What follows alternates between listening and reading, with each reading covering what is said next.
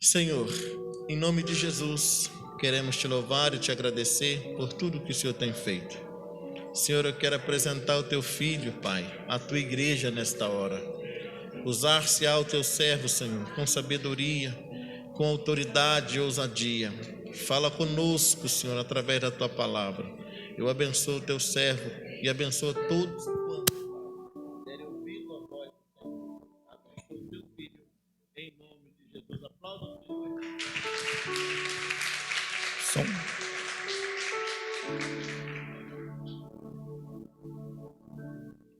Eu quero saudar os irmãos com a paz do Senhor. Para mim é motivo de muita alegria de estar aqui hoje e também de muita responsabilidade. Eu confesso, a irmã Ivone falou que hoje, só Deus sabe como que ela chegou aqui. E a irmã Ivone, eu estou cheio de problema. E desde o dia que o pastor me convidou para falar sobre uma das portas, eu não durmo direito. Eu esqueci de todos os meus problemas. Aí eu falei assim, bom, como a porta das ovelhas é a primeira, eu vou ser o primeiro, já vou sofrer rapidinho. Aí já passa, daí só vou ouvir os irmãos. Aí ele bagunçou as portas tudo. Salomão organizou e ele bagunçou tudo. E não me chamava logo. E eu, falando sério, eu esqueci de todos os meus problemas e eu creio que essa noite eu vou dormir. Porque não tá difícil não. Estou muito alegre mesmo nessa noite, mas eu estou mais alegre ainda. Primeiro porque eu sei que Jesus está nessa casa. E segundo, porque eu vi o irmão Alan aqui. O irmão Alan é uma pessoa que, sempre quando eu vou sair de casa para vir na igreja, eu pergunto dentro de mim, será que o irmão Alan vai estar lá? Eu gostaria de ouvir uma palavra dele. E graças a Deus hoje ele está aqui, irmãos. Estou muito alegre mesmo pela vida desse irmão. Ele não sabe quanto que eu gosto dele. Ele tem sido uma referência para mim. Tem sido uma referência e eu louvo a Deus pela vida do irmão Alan. Irmãos, vou ler rapidinho aqui porque a hora ali voa, né? Eu gostaria de ler aqui em Neemias capítulo 3, no versículo 1. O título desse capítulo 3 é dos que trabalharam para a edificação dos muros.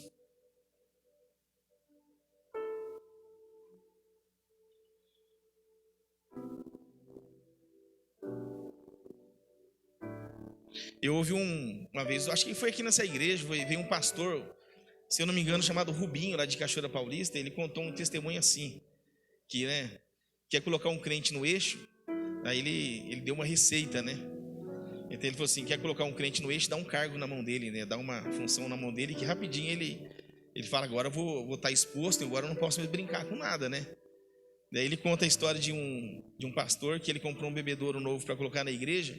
E tinha um filho de um irmão lá que sempre quebrava o bebedouro, sempre. Ele arrumava, o menino ia lá e quebrava. E ele, com medo da família sair da igreja, ele ficou pensando, meu Deus, como que eu vou falar com esse menino, né? Daí Deus deu uma estratégia para ele. A gente está falando sobre estratégia aqui hoje, né? Sobre a reconstrução aí dos muros e a reforma das portas. E Deus deu a seguinte estratégia para o pastor. Ele chamou o menino e falou assim, ô Joãozinho, eu estou sabendo aí que tem um menino quebrando. Todas as vezes que eu arrumo o bebedouro, ele quebra. Eu posso contar com você? Eu vou pedir para você vigiar o bebedouro para mim. Na hora que esse menino quebrar, você vem e fala para mim. Aí o menino nunca mais quebrou o bebedouro, né? Então, assim, uma estratégia com sabedoria, com amor, e resolveu. E o Joãozinho virou obreiro, né? Porque passou a vigiar ali agora Então esse é o motivo. O pastor falou, vai, aceita falar? Eu não sou digno de estar aqui, mas eu aceitei falar. E capítulo 3 de Neemias diz assim, versículo 1: E levantou-se Eliasibe, o sumo sacerdote, com seus irmãos, os sacerdotes, e reedificaram a porta das ovelhas, a qual consagraram, e levantaram as suas portas, e até a torre de Meá consagraram, e até a torre de Hananel. E junto a ele edificaram os homens de Jericó. Também ao seu lado edificou Zacur, filho de Inri. Até aqui, irmãos, senão eu vou entrar na porta do peixe de novo. Os irmãos podem se sentar.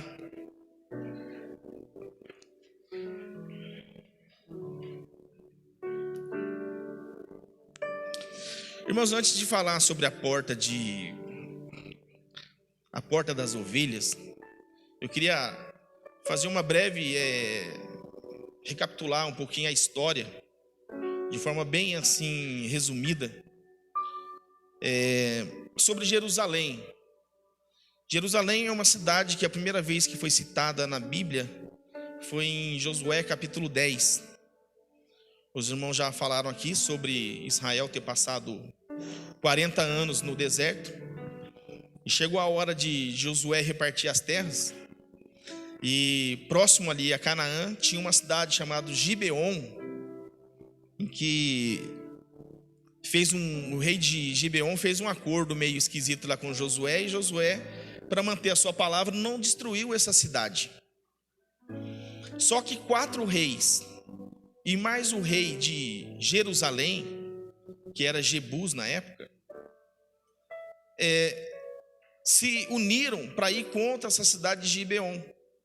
E Israel foi e lutou a favor dessa cidade, porque tinha feito acordo com eles, e derrotou esses 5 reis.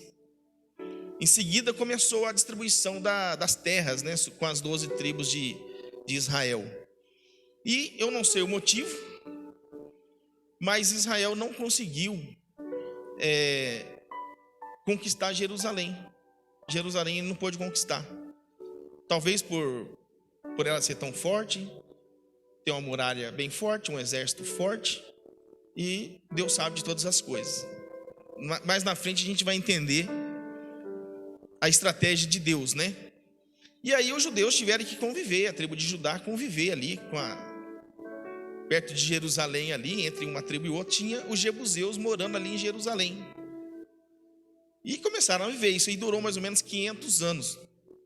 E passados esses 500 anos, vem quem? Vem o rei Davi, Josué, 1500 anos antes de Cristo, e depois de 500 anos de Josué até Davi, entra o rei Davi. E o rei Davi conquista aqui, conquista ali, e o rei da ocasião ali de Jerusalém tirava sarro de Davi, dizendo assim: se Davi entrar aqui, eu não vou usar o meu exército. Se Davi entrar aqui, os meus cegos e os meus paralíticos cuida de Davi. E ficava tirando esse sarro. Então corria isso aí.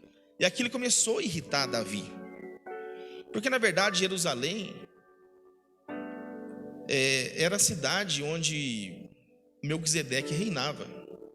Então já era de Deus. Desde o princípio, Jerusalém já era o lugar escolhido onde seria o centro da terra em relação à adoração a Deus. Só que não estava na mão do povo de Deus, Jerusalém. E Davi começou a criar uma estratégia ali para conquistar Jerusalém. E Deus deu uma estratégia para ele. Ele estudou e deu uma estratégia para ele. Ele entrou por um duto de água e pegou o rei de surpresa, pegou a cidade de surpresa, né? Veja bem, o rei falava: se Davi entrar aqui, os meus cegos e os meus coxos. Para baixo um pouquinho da cidade tinha o tanque de, se não me engano, Siloé. De Siloé. E esse duto de água, depois que Davi entrou e conquistou, originaram esses 2 tanques, Siloé e o tanque de Betesda. Não é verdade? E aí acontece o seguinte: depois que Davi entrou por ali e conquistou Jerusalém, por uma estratégia muito, muito legal, muito bacana, né? A gente agora transfere lá para os tempos de Jesus. Jesus devolveu a piada para o rei de Jerusalém, da época, que tirava sarro de Davi. Porque Jesus curou um cego e mandou ele lavar em qual tanque? Siloé. Jesus curou um coxo de 38 anos ali, em qual tanque? Tanque de Betesda. Então está devolvida aí a provocação, não por Davi, mas por Jesus, né? E agora Davi faz o quê? Davi, ele conquista Jerusalém, manda trazer a arca para Jerusalém, tá?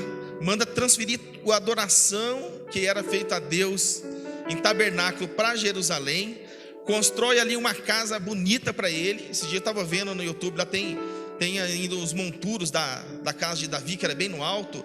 Tem um lugar onde era o tanque, onde aquela mulher estava tomando banho, onde ele olhou, não vigiou e olhou, tem tudo ali.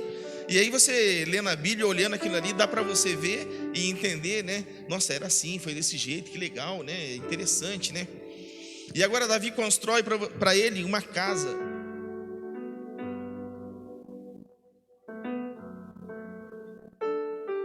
Muito bonita, por sinal.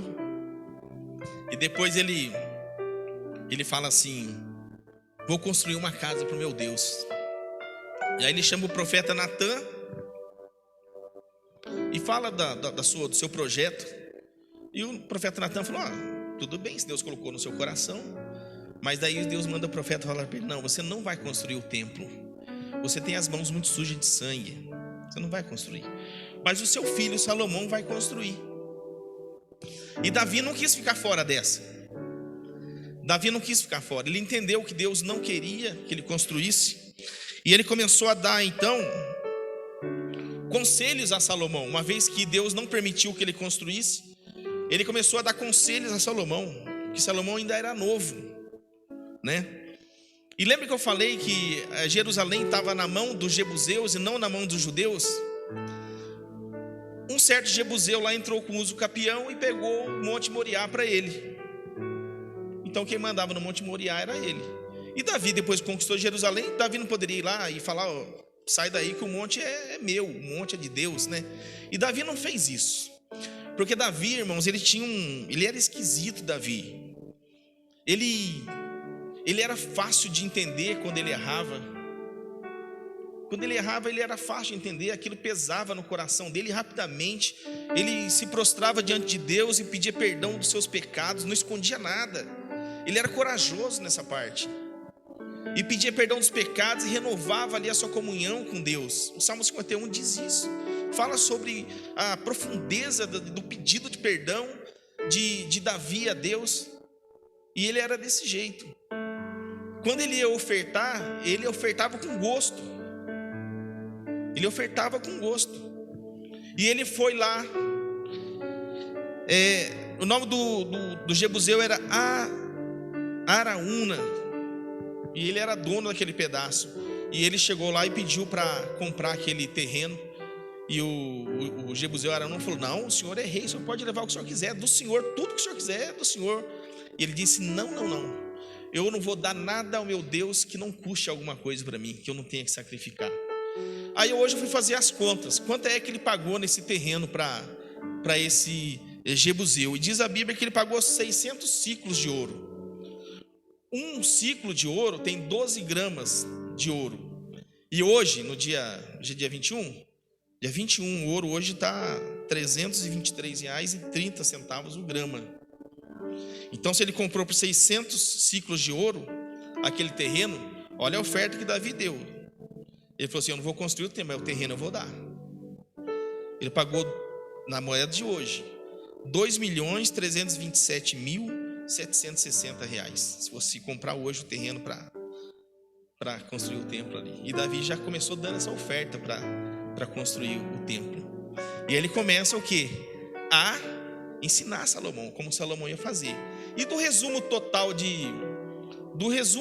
de Salomão, dos conselhos que ele deu a Salomão, um versículo me chamou a atenção, que é o resumo de tudo. Em 1 Crônicas, capítulo 22, versículo 16, a parte B, ele diz: Davi diz a Salomão: levanta-te, pois, e faze a obra, e o Senhor seja contigo. Quer bênção, quer conselho melhor do que isso? Isso foi o resumo de todo o conselho que Davi deu para Salomão. E agora Salomão pega toda aquela oferta. E imediatamente Davi, assim que Davi ficou sabendo que Deus não queria que ele construísse o templo, ele começou a juntar material, que até sobrou material. E agora Salomão tem tudo na mão para construir. E Salomão começa a construção do templo, que durou 7 anos. Durou 7 anos. E esse terreno, porque eu fiquei pensando, né? Os irmãos falaram sobre as outras portas aqui, né? Porque quando Davi pegou a cidade de Jerusalém, já tinha as portas características daquele tempo, mas não as portas oferecidas a Deus.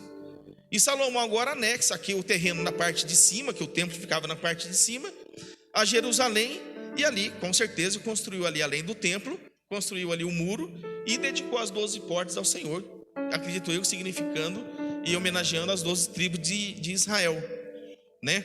E Salomão agora termina o templo, e diz a Bíblia que os sacerdotes começaram ali a orar, e a presença de Deus desceu naquele lugar, que eles não conseguiam ficar em pé, que a presença de Deus era tão grande naquele lugar, né, que eles não conseguiam ficar em pé, porque foi um lugar dedicado de Salomão, feito com todo amor e carinho, com todas as medidas, respeitando todas as medidas do projeto que Deus tinha passado. E ali os sacerdotes não podiam ficar em pé. Salomão terminou o templo em 7 anos, e em seguida ele reúne os sacerdotes, e o que ele faz? Ele traz a arca da aliança para dentro do templo, significando a presença de Deus. E o que tinha dentro da arca da aliança? A única coisa que tinha lá dentro eram as tábuas de Moisés, com as leis de Deus. Hoje, irmãos, a arca é o nosso coração. Dentro do nosso coração tem que ter as tábuas da lei de Deus. Nós aprendemos aqui na escola dominical, num trimestre passado, alguns trimestres passados, sobre a questão do livro de Levítico, né? Que como que Deus fazia, como que Deus queria o sacrifício, como que tinha que se portar o sacerdote, como que tinha que se portar quem ia sacrificar, como tinha que fazer a oferta quando era animal. E era uma ordem assim muito, tinha que cumprir aquela ordem, e era tinha que ser um negócio muito, muito bem feito. E Salomão agora começa a fazer o quê? Antes o sacrifício era feito no tabernáculo, e agora Salomão organiza os sacrifícios ali no templo. E a gente sabe, né? Hoje eu morei em condomínio já algumas vezes e sofri muito, porque tem muita regra que parece que é uma regra só para te encher o saco, né? E assim, você vai levar multa, vou só dar uma advertência, não sei o que, o som tá alto, aí tocar violino lá não pode, vai tocar violão não pode. Então tem um monte de regra. Tem o lugar para sair com lixo, tem o lugar para entrar o visitante, tem o horário para mudar, nossa, é um monte de regra que parecia que a gente estava lá no templo de Israel mesmo, porque é muita regra para você cumprir. Só que Deus colocou aquelas regras ali. E aí Salomão organiza o quê? Organiza também as portas. E as portas de Jerusalém, uma delas era a porta das ovelhas. Porque imagine só, que a gente fala uma cidade, a gente imagina a cidade como São José dos Campos, né? Que tem, por exemplo, aí 800 mil habitantes, o Fabrício falou aqui, segundo os dados do Fabrício, mais ou menos 800 mil habitantes. Então hoje a gente imagina uma cidade desse tamanho, mas no passado o Rig era uma cidade. Se fosse no passado, o Rig era uma cidade, teria o seu rei, né? Que hoje seria o prefeito, né? Então Salomão, ele organiza tudo isso e coloca as portas, cada uma no seu devido lugar, cada uma com a sua função, que os irmãos vão continuar falando sobre as outras portas aqui, mas a porta hoje que me cabe falar é a porta das ovelhas. E essa porta, não tinha como eu pegar e cortar fila, né? Eu pegar o meu animal, eu vou escolher o meu animal e vou lá tentar entrar pela porta do monturo, porque lá não tem fila. Porque tem fila na porta das ovelhas. Não, eu tenho que seguir, era tudo organizado, né? E na inauguração do templo, Salomão parece que fez 1000 sacrifícios a Deus, centenas de músicos, de que a música não podia parar, né? Saiu Claudiano, entrava outro, ia revezando ali, e diz que a música não parava, era louvor a Deus o tempo todo, e Deus falando. É ali em 2 Crônicas que Salomão, ele pega e faz aquela oração, né? Ele começa a orar: Senhor, aqui está o templo, né? E tem aquela parte que a gente sempre conhece, né? Que acho que é 2 Crônicas capítulo 7. E Salomão faz oração: Senhor, né? Se o teu povo que se chama pelo teu nome se humilhar, orar, te buscar, o Senhor ouve a oração do céu e sara as feridas, sara a terra, cura as feridas, sara a terra. Aí Salomão faz uma oração cumprida. Aí Deus vem e repete a oração dele: sim, se o meu povo que se chama pelo meu nome se humilhar, me buscar, orar, né? Eu venho do céu e cura suas feridas e sara a sua terra. E como lá era o centro de adoração agora, Salomão até disse que as pessoas que não pudessem ir até Jerusalém porque morava longe, bastava olhar em direção ao templo e orar que Deus também ia abençoar da mesma forma como se estivesse no templo. Para você ver como que Deus é. Eu não posso ir lá fazer a minha peregrinação até Jerusalém, mas se eu tão somente olhar em direção ao templo e fazer a minha oração, Deus também vai me ouvir as minhas orações e vai ali atender as minhas preces. Agora tudo está condicionado aqui. Está condicionado à qualidade da oferta e do sacrifício que a gente vai fazer. Pode ser um sacrifício simples, mas tem que ser o sacrifício conforme determina a lei do nosso Deus. E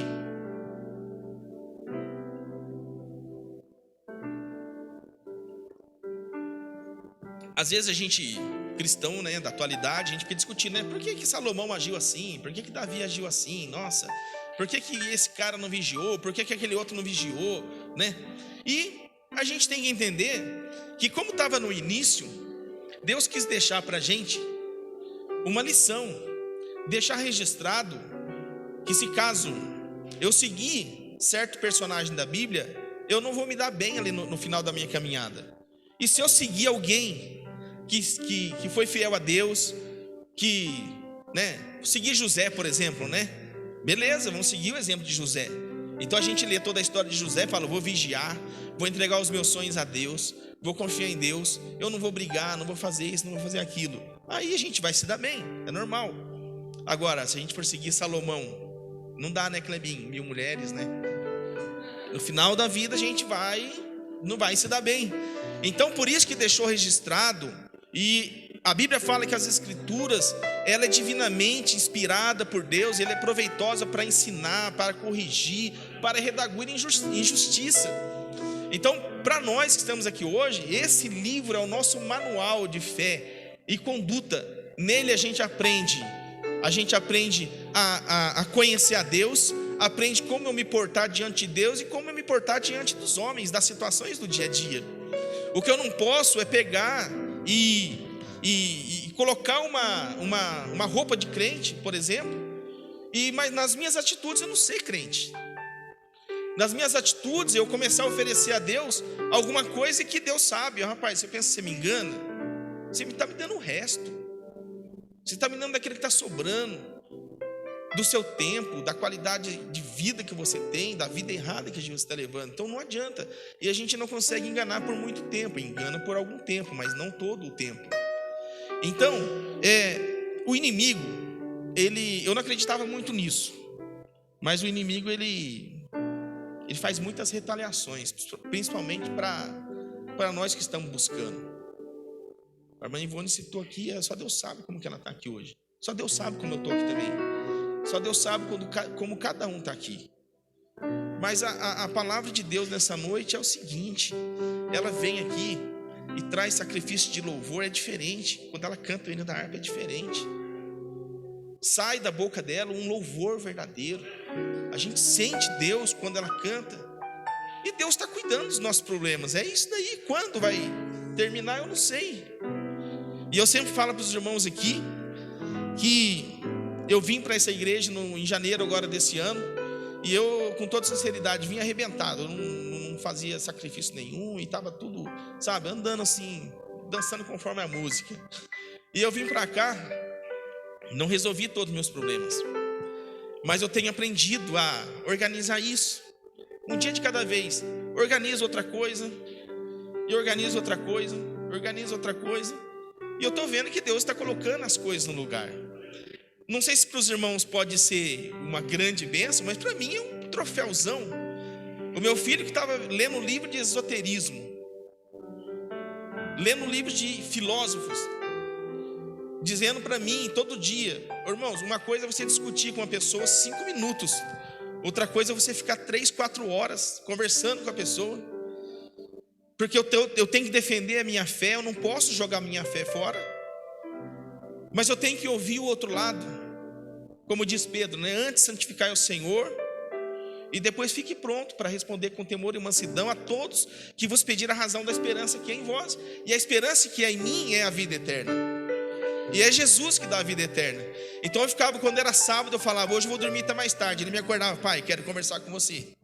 A gente sentava ali no sofá e a gente iria até na hora do almoço, tomava café ali, a Raquel fazia o almoço, a gente almoçava ali, e ele conversando, tentando me convencer de que Deus não existe. E o meu filho, irmãos, voltou a falar em Deus. Essa semana nós fomos no Center Valley ali almoçar, foi aniversário da Raquel. Aí ele foi correndo na frente, né, andando bem depressa assim. Sabe o que ele saiu cantando no Center Valley, bem alto? Ó, com cego andei perdido, vaguei. Aí Raquel, aí ele não sabia o restante da letra, como que é o outro pedaço aí, pai? Eu continuei cantando para ele. Foi espontâneo isso daí, e eu estou vendo que Deus está colocando as coisas no lugar. Por quê? Eu estou melhorando o sacrifício que eu tenho feito para Deus, não porque eu sou bom, é porque eu quero melhorar. A pergunta é como eu tenho que fazer, Senhor, para que o Senhor haja na minha vida.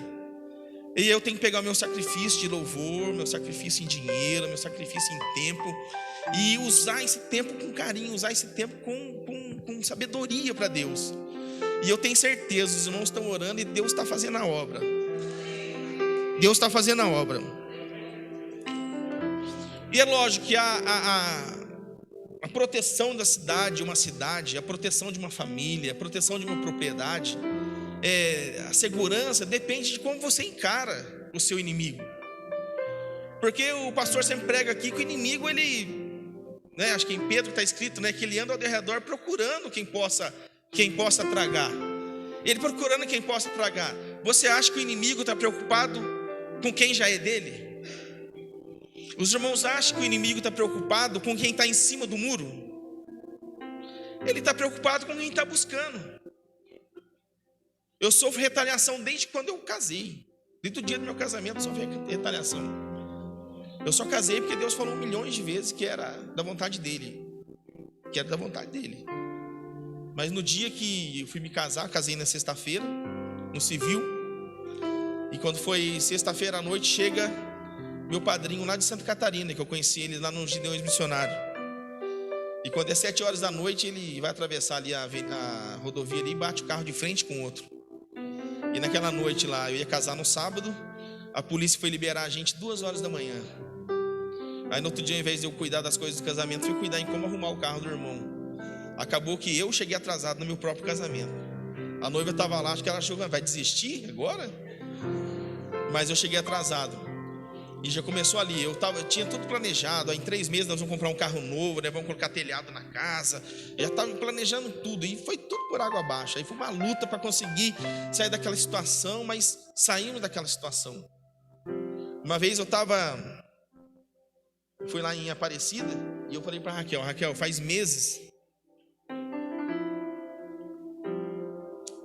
que a gente não sacrifica a Deus, dizimando na casa de Deus, e o dinheiro entra, a gente não sabe para onde vai. Entra o dinheiro e não sabe para onde vai. Hoje nós vamos parar com isso. Hoje separa o dinheiro que nós vamos dizimar hoje. Era um domingo, e eu fui ali em Aparecida almoçar com a minha irmã. Eu falei para minha irmã, não, hoje eu não vou ficar até mais tarde não, hoje eu preciso ir na igreja, eu tenho que estar na igreja. Eu e minha mulher conversamos, né? Eu não falei para minha irmã por que eu tinha que estar aqui, mas eu conversei com minha mulher e eu tenho que estar na igreja hoje.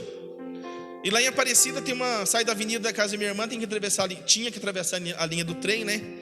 E aí ficou uma fila de carro. Quando chegou a minha vez de atravessar a linha do trem, os outros carros que estavam do outro lado de uma avenida lá, deu sinal que era minha vez, e eu fui atravessar. Do nada veio uma outra caminhonete lá do outro lado na contramão, atravessou todo mundo lá e veio e bateu na minha porta, arrebentou o carro.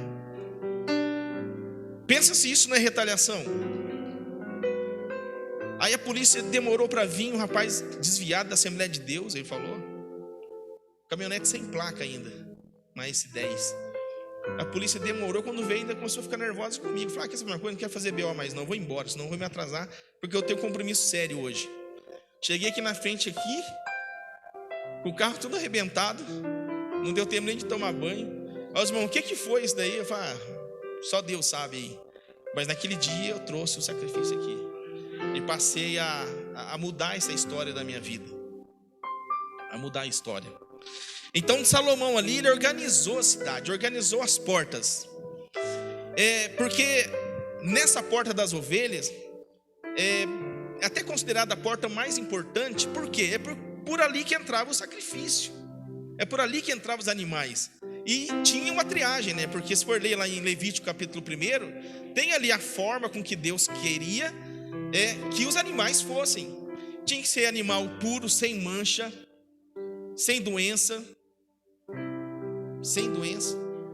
E, não sei se os irmãos lembram lá em Levítico, tem a parte que as entranhas aqui eram queimadas, né? E era analisada antes de queimar, porque queimava tudo aquilo ali, as entranhas, e tinha que subir a fumaça. E se subisse a fumaça, queimasse tudo, Deus estava recebendo ali o sacrifício do povo. Então era um negócio bem organizado. Aqui está aqui já. Então ali naquela porta era o lugar onde entravam os animais, tá? E não tinha como enganar não, porque você entregava seu animal lá. Não, vou entregar qualquer um, vou pegar qualquer um aqui mesmo aqui e vou levar para Deus. Não passou, mas você trouxe um animal manco, seu animal está com mancha, né? E a gente vê também na história de Caim e Abel, o porquê que Deus não recebeu o sacrifício de Caim, não é verdade? Como será que estava o coração dele? Será que ele não arrumou de última hora o sacrifício dele? Será que ele não se exaltou no coração dele, dizendo assim, não, eu manjo mesmo, eu vou fazer isso aqui e pronto, acabou. Deus vai, né? Deus vai receber. Eu não sei como que estava. O fato é que Deus não aceitou o sacrifício dele, porque não estava de acordo com a vontade de Deus, né? Isso nos remete a pensar tudo aquilo que a gente vai oferecer a Deus, tá? Às vezes tem uma irmã que canta muito bem e uma irmã que canta desafinado. Mas se aquela irmã que canta muito bem não der o máximo de si, Deus pode não receber o louvor dela. E aquela irmã que canta desafinado, se ela der o máximo de si, Deus recebe o louvor dela. Vai entender Deus? É nisso que a gente tem que pensar. Eu não posso dar aquilo que está sobrando, aquilo que não me faz falta. O tamanho da oferta que Davi deu em relação à compra do terreno é muito dinheiro. É muito dinheiro, né? E agora o que acontece? Os sacrifícios descritos em Levítico também nos ensina a respeito do sacrifício de Jesus. Por quê? Jesus tinha defeito? Jesus tinha mancha? Jesus falava à toa? Jesus não tinha defeito nenhum. Eis aí, o que João falou? Na ocasião do batismo de Jesus, André? Eis o Cordeiro de Deus que tira o pecado do mundo. Eis aí o Cordeiro de Deus que tira o pecado do mundo. Sem pecado, sem defeito, irrepreensível, e cumpriu a lei. Agora, o perdão e o pagamento dos pecados do povo de Israel tinha que partir do povo, que previamente foi instruído quanto ao grau de pecado e a proporção do sacrifício. Deus, ele não falou, pega qualquer coisa aí e me traz. Ele disse como era a regra que tinha que fazer. Ele tinha a regra, como fazer, quando fazer e por que fazer. Ele não podia simplesmente assim. Por isso que é interessante na igreja, às vezes o pastor coloca um propósito e fala assim, vamos comprar aí um ar-condicionado para a igreja aí, daquele poderoso mesmo, 50 mil reais. Aí o irmão fala assim, o irmão levanta, deixa que eu dou sozinho, pastor. Deus me abençoou, eu não quero dar sozinho. Eu falei, não, irmão, vigia. Eu quero que todo mundo participe desse sacrifício. Dá uma parte. O irmão lá vai dar, o irmão só tem R$1 para dar, mas ele tem que fazer parte dessa compra, desse propósito, porque todos têm que fazer parte. E não É por isso que todo ano tinha que ir fazer o sacrifício pelos pecados, e em outras ocasiões também tinha que fazer, mas todo mundo tinha que fazer. Não adianta falar, Weber, você vai no templo sábado? Vou. Vai levar o seu sacrifício? Vou. Leva lá um cordeiro lá, mata para mim lá, fala para Deus que é pelos meus pecados aí da minha família, beleza? Não, é você que tinha que ir. O sacrifício sou eu que teria que ir. Não tem como eu substituir o meu irmão. A salvação é individual. Não tem como eu substituir você, nem você me substituir. Não tem como. Eu tenho que levar o meu sacrifício e você tem que levar o seu sacrifício. Preparar antecipadamente para quando chegar aqui, Deus recebeu o seu sacrifício. E assim que tinha que ser. Hoje, irmãos, a situação do povo de Israel, ela não é diferente dos tempos de Neemias, que a gente leu a parte da reconstrução, né? Hoje não é diferente. No ano 70 depois de Cristo, pela última vez foi destruído o templo. E de lá para cá, Israel nunca mais sacrificou. O que restou para eles foi um muro, que a gente conhece hoje como o Muro das Lamentações, onde os judeus tradicionais vão lá e começam a fazer as suas orações, fazem as suas orações. E o mais interessante também é que eles estão esperando o Messias. Só que o Messias que eles estão esperando e que vai vir para eles é o anticristo. Mais uma vez eles vão ser enganados. É o anticristo. Mais uma vez eles vão ser enganados. Não pode destruir. Mais uma vez eles vão ser enganados, porque vai voltar o sacrifício, e esse Senhor que estará no templo vai quebrar o acordo, e eles vão ver que na verdade quem sentou no templo de Deus era Satanás. E mais uma vez eles vão ser enganados. E uma vez que Israel está nessa situação, sobra para quem agora? Quem entrou no lugar de Israel temporariamente? A igreja.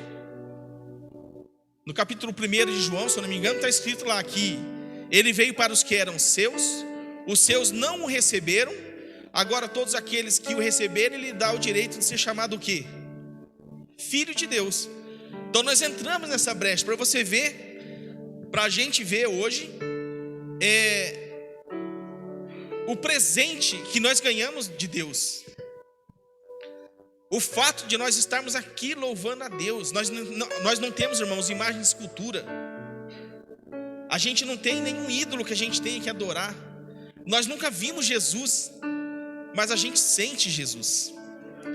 Ele foi embora para o céu, e Filipe, ele estava dando as últimas instruções para os discípulos ali, e Filipe, encucado ali, falou assim: mestre, mostra-nos o Pai, é o que basta. E ele disse: Filipe, eu estou tanto tempo com vocês não me conhecem, eu e o Pai nós somos um. E nessa mesma ocasião ele está dizendo: eu estou indo embora, mas eu vou deixar com vocês o Consolador, ou seja, o Espírito Santo, e ele convencerá o homem do pecado. E é o Espírito Santo de Deus que rege as nossas vidas hoje. Nós que professamos a fé em Cristo publicamente, que tentamos e procuramos levar uma vida de acordo com como manda as Escrituras, quando a gente comete alguma coisa errada, o que o Espírito Santo imediatamente faz? Dá aquele medo, não é mesmo? Assim, agora, como que vai ser? Mas ele acusa a gente. Mas ele não acusa que é para julgar a gente. Ele não acusa de uma forma que quer jogar você para fora do aprisco de Deus. Ele acusa e te dá coragem para você vir pedir perdão e resolver aquela situação. Há 3 semanas atrás eu cortei a ponta do meu dedo aqui, saiu metade da unha quase na faca, e eu fui ali no pronto-socorro, né? Quando chegou ali, pensei comigo, o médico vai falar um monte para mim. Não, o enfermeiro veio, falou: o que aconteceu, rapaz? Eu cortei com a faca. Vamos cuidar desse dedo aí. Passei a primeira fase. Veio o médico, preparou ali, costurou e falou assim: o seu dedo vai demorar uns 2 meses para sarar, mas fique tranquilo que ele vai sarar. Nossa, o médico não me julgou em nada. Ele não falou nada de também vai brincar com faca, não sei o quê. Ele poderia ter falado isso daí. né? Ele não me julgou em nada. A única coisa que ele fez foi cuidar de mim. E muito bem, por sinal. E a igreja tem que fazer isso com as pessoas. Fazer isso com as pessoas. Não julgar o que ela fez, mas promover a cura da pessoa. É isso que Deus faz. Jesus, ele disse que não veio para julgar o mundo. Ele veio para que o mundo fosse salvo por ele. Ele não julgou aquela moça que foi pego em ato de adultério, não é verdade? Ele não julgou. Ele só disse: quem não tem pecado, atire a primeira pedra. Todo mundo foi embora. Ele disse: se ninguém te julgou, nem eu. Vai e não cometa mais esse erro. Não é verdade? E nós somos representantes de Jesus aqui na terra. A igreja é. Então, irmãos, todos nós temos nossas falhas, todos nós tropeçamos, mas a Bíblia fala que o justo, ele pode cair 7 vezes, porém não ficará prostrado. Não ficará prostrado. E o que eu mais gosto da Bíblia também é o próprio Jesus falando. Se fosse até outros discípulos falando, eu poderia até duvidar, mas o próprio Jesus falando, através da sua palavra, que as misericórdias do Senhor, elas são as causas de não sermos consumidos. Por quê? Ela se renova cada manhã. Se hoje eu não me sentir perdoado, se hoje eu não me sentir curado, se hoje eu não me sentir alegre, tenha certeza, e está escrito, que amanhã de manhã as misericórdias do Senhor estarão renovadas, e eu posso contar com elas. Então não aconteceu hoje, não tem problema, amanhã pode acontecer. Não aconteceu amanhã, depois de amanhã pode acontecer. Mas não podemos perder a esperança. Não podemos perder a esperança. Agora, por que Israel não sacrifica mais? Não tem mais as portas lá. Por que não sacrifica mais? Por causa das condições. Das condições do povo. Alguém pode ler Ezequiel 22, do 25 ao 31? É o motivo pelo qual o povo de Israel foi cativo na Babilônia, 70 anos cravado.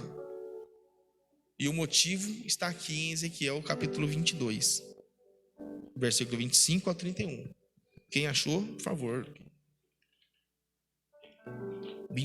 Ezequiel 22, do 25 ao 31.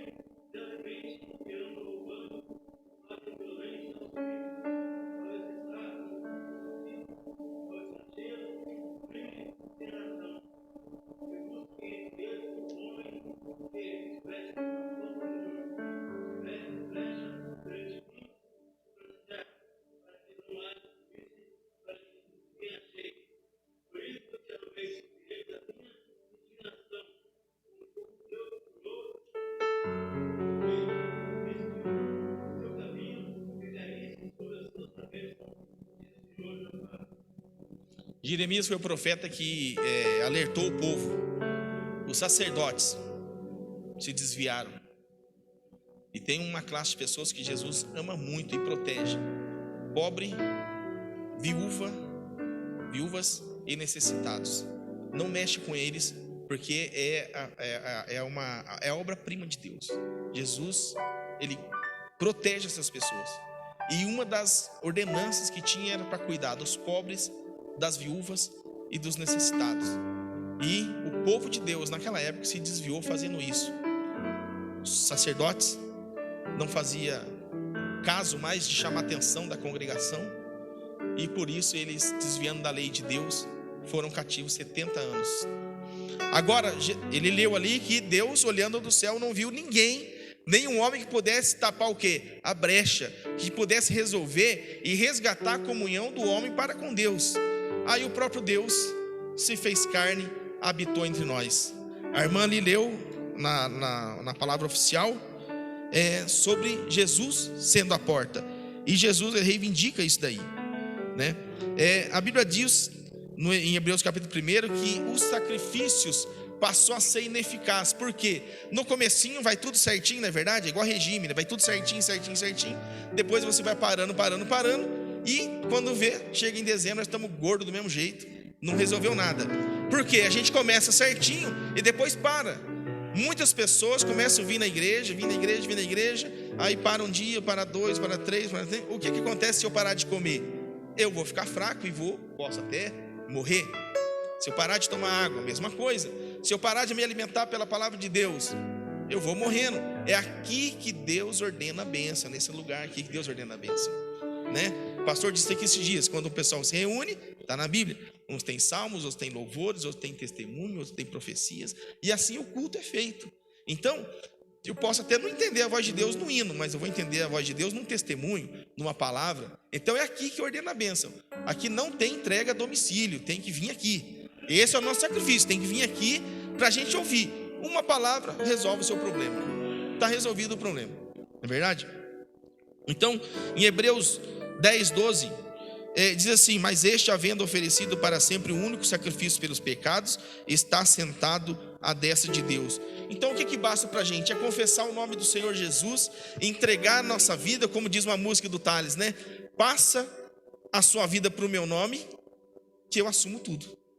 Se eu passar a minha vida para o nome de Deus, de Jesus, Ele vai assumir tudo. Agora é Ele que vai dirigir a minha vida através do Espírito Santo. Então, Senhor, o que queres que eu te faça? O que queres que eu te faça? Não é verdade? Em Hebreus 10, 14, 18 diz assim: porque por meio de um único sacrifício Ele aperfeiçoou para sempre os que estão sendo santificados. O Espírito Santo também nos testifica a esse respeito. Primeiro Ele diz: esta é a aliança que farei com eles depois daqueles dias, diz o Senhor. Porei as minhas leis em seu coração e as escreverei em sua mente. E acrescenta: dos seus pecados e iniquidades eu não me lembrarei mais. Então às vezes eu fico lembrando dos meus pecados. Eu estou assim por causa disso. Irmão, Jesus já pagou o preço pelos nossos pecados. E uma vez que eu disse aqui, que está na palavra de Deus, que as misericórdias do Senhor são a causa de não sermos consumidos, porque ela se renova a cada manhã, isso é verdade, é só eu crer nisso. É eu crer todos os dias. Então não adianta eu ficar lembrando do meu pecado. Se Deus esquece, por que eu tenho que ficar lembrando dele? Uma vez que Deus já me perdoou. Tem uma igreja aqui em São José que ele faz um retiro assim. Você vai para lá e é 3 dias sem falar. Para homem até é fácil, né? Mas você fica 3 dias sem falar. E no último dia, ele chama você e fala assim: tem alguma coisa do passado que te atrapalha? Aí você começa a lembrar. Aí você começa a confessar coisas que Jesus já perdoou. E você começa a remoer o seu passado. E tinha uma família ali na Zona Norte, que a mulher falou, eles trabalhavam na igreja, os dois, todos os filhos na igreja. E ela falou assim: eu vou nesse retiro. Aí falou: beleza. É retiro e restauração que chama. E chegou a vez dela falar, né? O pastor falou: tem alguma coisa que... Ela falou assim: tem sim. Eu nunca confessei pro meu marido, mas eu traía meu marido. Não, você vai ter que falar. Então, mas isso era quando eu não era crente. Não, você tem que falar para ele. Eu falei: mas como que eu vou falar, gente? Já tem mais de 20 anos de casado, né? Mas ele também me traía. Então ele me traía, tinha várias mulheres, ela falou, né? Não, mas você vai ter que chamar ele e confessar para ele, né? Aí ela tomou coragem, chegou do retiro, chamou ele para conversar e já falou: é o seguinte, eu aprendi lá que eu tenho que confessar meus pecados e eu quero confessar um negócio para você. Só que, né, você fazia comigo, eu fiz com você, né? Eu traí você. Daí ele falou assim: com quem? Não, mas você me traía também várias vezes. Não, é que você ia trabalhar e o seu irmão vinha para casa. Eu traía você com o seu próprio irmão. Daí ele falou assim: podia ser qualquer um, com meu irmão não, o nosso casamento está acabado. Destruiu a família. Tudo isso tinha acontecido quando eles não eram cristãos. E destruiu a família. Se Deus perdoou o pecado, você não pode mexer de novo lá. Destruiu literalmente a família naquele dia. Então tem coisas que não é pra gente mexer. Nesse caso não era pra mexer. Deus perdoou, por que você vai mexer? Verdade? Através da morte e ressurreição de Cristo, houve a troca da porta. Não precisa ninguém mais levar lá. Jesus disse em Apocalipse: eis que estou à porta e bato. Se eu entrar, se abrir a porta eu entrar, você há com você e você comigo. Ele não invade o coração de ninguém.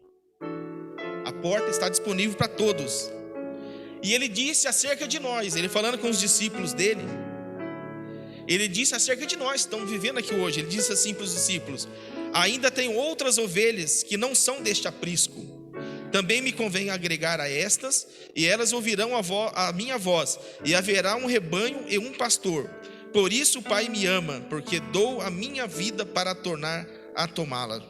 E aí tem vários versículos que falam sobre Jesus e sobre a salvação. João 3,16, porque Deus amou o mundo de tal maneira que deu seu Filho unigênito, né?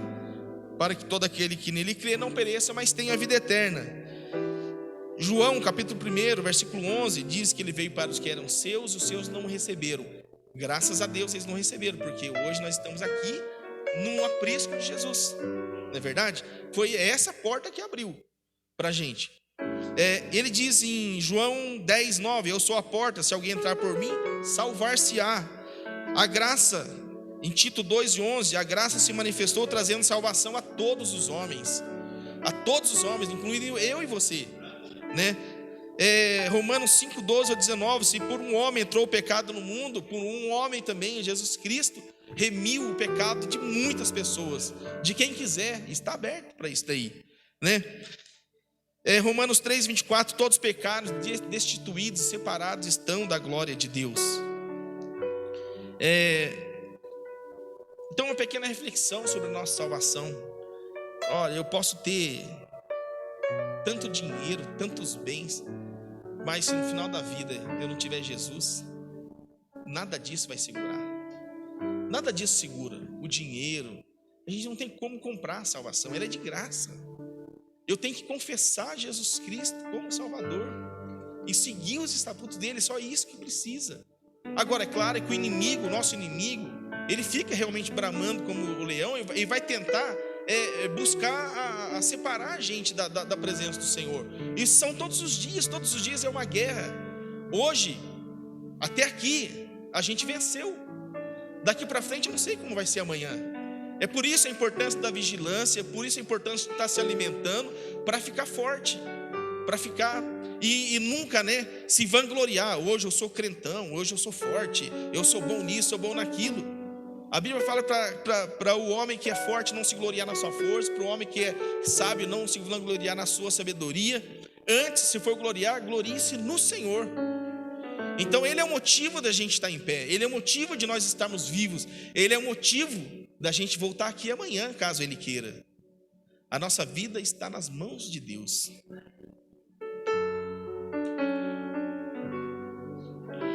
Agora é o seguinte, irmãos, eu ouvi um relato um dia. O pastor chegou e falou assim: imagina que eu estou indo com um carro na Dutra a 100 km por hora, vem uma carreta a 100 km por hora e bate de frente comigo. E eu estou aqui hoje para pregar para vocês. Ninguém vai acreditar, por quê? Porque ninguém ficaria inteiro num acidente desse. Aí ele falou assim: da mesma forma, não tem como você ter tido um encontro com Cristo e sair ileso. Você tem que sair transformado. E como que é sair transformado depois de um encontro com Cristo? É produzir as obras do Espírito Santo. É produzir os frutos do Espírito. Porque não tem como alguém falar que é cristão e xingando todo mundo, não perdoando, pensando mal do próximo, desejando o mal do próximo, não querendo pregar salvação para o próximo. Então eu gostei muito desse exemplo que ele deu. E hoje, irmãos, o que fazer com tão grande salvação? A irmã pregou sobre a porta dos peixes, né, irmã? E falou sobre a questão da evangelização. Eu pego o gancho dela, porque a igreja, hoje tem mídia social, não é verdade? Hoje o culto pode ser transmitido via internet e tudo mais. E qual é o papel da igreja, então? É pregar o evangelho no coletivo. O culto pode estar sendo transmitido, alguém está assistindo via internet, ou via na televisão, no YouTube e tudo mais. E até na plateia aí, no campo na nave da igreja, e ser abençoada, a pessoa ouvir a palavra de Deus e aceitar Jesus. E qual é o nosso papel como individual, cristão individual? É pregar no individual também o evangelho. Porque o Clebinho trabalha na Gerdau, né? Qual a sua função lá? Operador? Mentira, você não é operador. Você é um missionário disfarçado de operador. Entendeu? Empilhadeirista, missionário disfarçado de empilhadeirista. O pastor é um vendedor, um missionário disfarçado de vendedor. Entendeu? Então as pessoas que ele tem a oportunidade de falar, eu vou vender o carro, mas eu não vou deixar ela ir no carro sem Jesus. Eu vou sentar no meu serviço para almoçar com o meu companheiro, eu vou cutucar ele de Jesus. Eu posso não ter uma outra chance. O vizinho, sou dona de casa. Não, você é missionária disfarçada de dona de casa, porque tem as suas vizinhas que vão te procurar. A irmã Isa fala aqui, tem vizinho que chama lá, vem orar por mim, não sei o que, não é verdade? Então esse é o nosso papel individual. Eu não posso negar esse papel. Eu tenho que fazer isso daí. Porque se eu não produzir outras pessoas, é sinal que eu estou sem fruto. Se eu não chamar outras pessoas, não é verdade? E agora é o seguinte, vocês receberam um papelzinho aí, não receberam? O pastor recebeu? A pergunta é o seguinte: quanto tempo nos resta? Eu não quero assustar ninguém, mas nesse papel eu vou só ler aqui, ó. Efésios 5, 15 ao 17, está assim: portanto, vede prudentemente como andais, não como loucos, mas como sábios, remindo o tempo, porque os dias são maus. O que é remir o tempo? É usar o tempo com inteligência. Eu não vou usar o meu tempo, eu não posso, como cristão, usar meu tempo assistindo programas que não agradam a Deus ou que não vai agregar nada na minha vida. Aí, cada um julga o que acontece dentro de casa, fora, na rua. Eu não posso usar o meu tempo murmurando. Eu não posso usar o meu tempo tentando desconstruir aquilo que Jesus construiu até hoje através da sua igreja. Então, quando Paulo fala aqui, remindo o tempo porque os dias são maus, ou seja, a explicação disso é usando o tempo com inteligência. Exatamente isso. Então, o que fazer com o tempo que nos resta? Você recebeu uma tabelinha aí que eu fiz lá no meu serviço? Tem 4 colunas aí, não tem? A primeira coluna é a nossa idade, desde o 0 ano até 80. Davi ele colocou 70, mas eu acrescentei mais 10 para dar um fôlego de vida aqui para nós. Certo? Eu mudei um pouquinho aqui. Eu queria colocar 90, mas... Então, a segunda coluna é a quantidade de dias que a gente vai viver. Então, com 0 anos, se eu for viver 80 anos... eu vou ter lá 29.200 dias para mim viver, certo? Eu estou falando morte natural, morte por idade. Eu não tô falando, pode acontecer da gente morrer por doença, acidente, alguma coisa assim. Deus chamar antes. Tem mais esse problema ainda para resolver, certo? E a última coluna, pensa na bateria do seu celular. Só que essa bateria do seu celular não é a bateria do seu celular, é a bateria da sua vida. Então, se você olhar na primeira coluna, acha a sua idade aí. Achou sua idade?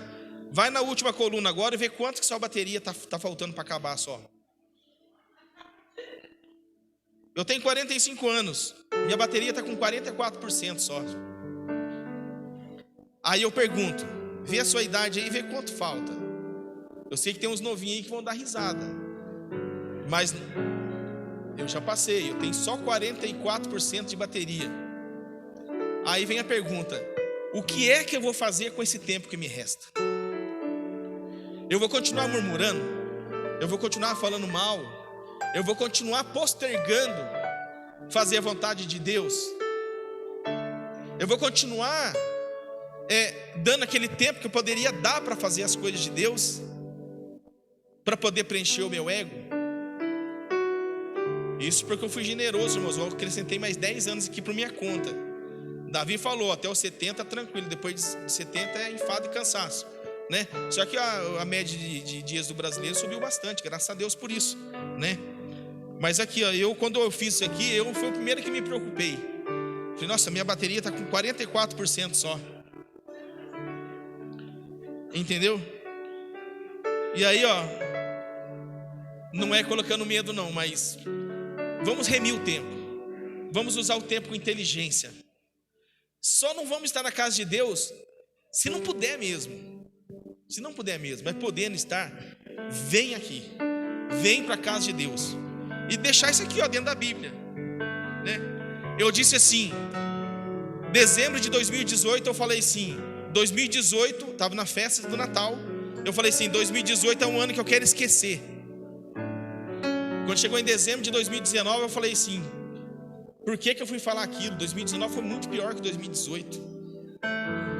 Aí eu falei, 2019 é um ano que eu quero esquecer de verdade. Aí veio 2020, a pandemia. É um ano que eu quero esquecer. E tá vendo como está acontecendo? As coisas estão acontecendo, não tem para onde fugir.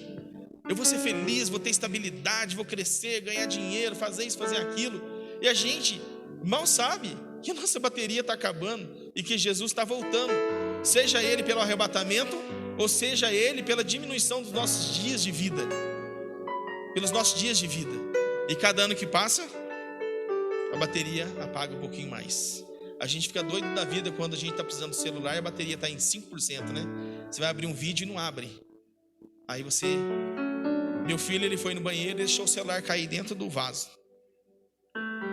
Aí ficou xingando lá. Aí ele falou assim, se o meu celular ressuscitar, eu nunca mais coloco uma gota de álcool na boca. Aí eu fui lá levar o celular dele para consertar. Aí a mulher ligou hoje para ele e falou assim, ó, o seu celular sobreviveu, tá? E a gente vai ter que trocar a tela dele, R$1.200. Ele falou assim, tá vendo, agora que eu não bebo mesmo, não tenho mais dinheiro para beber, vai cumprir o que eu disse. Não vou mais colocar uma gota de álcool na boca, agora tem que pagar esse negócio. Eu falei, Deus te ouça que você nunca mais mesmo coloque essa porcaria na boca. Entendeu? Irmãos, é um desafio viver. É um desafio viver. Se você me perguntar se está feliz hoje, não vou falar que eu estou feliz, mas eu estou muito esperançoso. Porque é isso que nos faz seguir para o próximo dia, seguir para o próximo passo. Pode não estar feliz, mas esteja com a esperança. A nossa esperança é a vinda de Jesus. A porta lá foi fechada para os judeus, não tem mais sacrifício. Mas hoje o sacrifício somos nós. Jesus Cristo, a irmã leu, é a porta. Quem entrar por ele, salvar-se-á. Quem não entrar ou entrar por uma outra porta, não vai conseguir chegar a Deus, né? E ninguém vai ver ao Pai se não for por Jesus Cristo. Eu agradeço a oportunidade em nome de Jesus e peço que os irmãos continuem orando a nosso favor. Amém?